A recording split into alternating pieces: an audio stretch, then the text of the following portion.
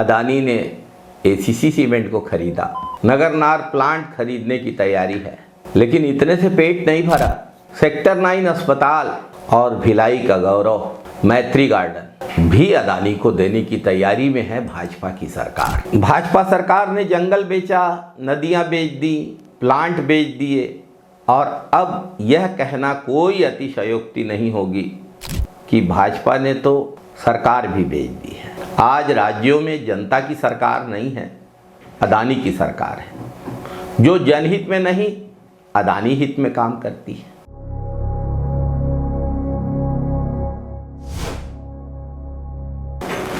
नमस्कार साथियों, वही भिलाई जहां देश के प्रथम प्रधानमंत्री स्वर्गीय पंडित जवाहरलाल नेहरू और संयुक्त मध्य प्रदेश के प्रथम मुख्यमंत्री स्वर्गीय रविशंकर शुक्ल ने भिलाई स्टील प्लांट की स्थापना की थी।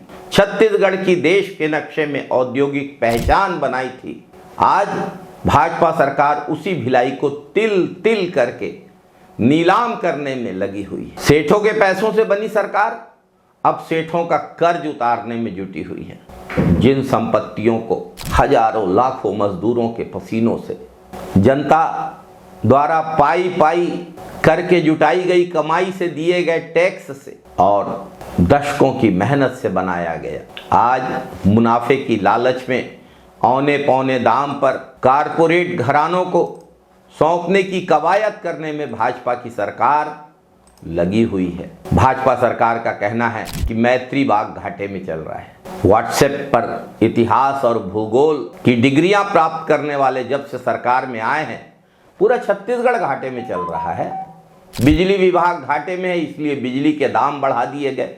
बिजली बिल हाफ योजना को नष्ट कर दिया गया। सरकार के पास पैसे नहीं है बोलकर राजीव गांधी किसान न्याय योजना की चौथी किस्त की राशि किसानों को नहीं दी जा रही है। समर्थन मूल्य में 3 साल से जो वृद्धि हुई है वो किसानों को नहीं दिया जा रहा है। किसानों का कर्ज माफ नहीं किया गया। नौजवान नौकरी मांगते हैं तो कहते हैं पैसा नहीं है तो नौकरी कहां से दें। इनके सत्ता में आते ही पूरा प्रदेश घाटे में चला गया। सारा पैसा जनता का, मंत्रियों के लिए 2-2 बंगले और उन बंगलों में लाखों का झूमर लगाने के लिए। भिलाई वासियों के स्वास्थ्य का आधार सेक्टर 9 अस्पताल, और प्रदेश में भी किसी की तबीयत बिगड़ती थी तो कहते थे उसे सेक्टर 9 अस्पताल ले जाओ। बच्चों और परिवारों की शान मैत्री गार्डन, हम लोगों ने भी बचपन में मैत्री गार्डन जाके वहाँ खुशियाँ मनाई थी।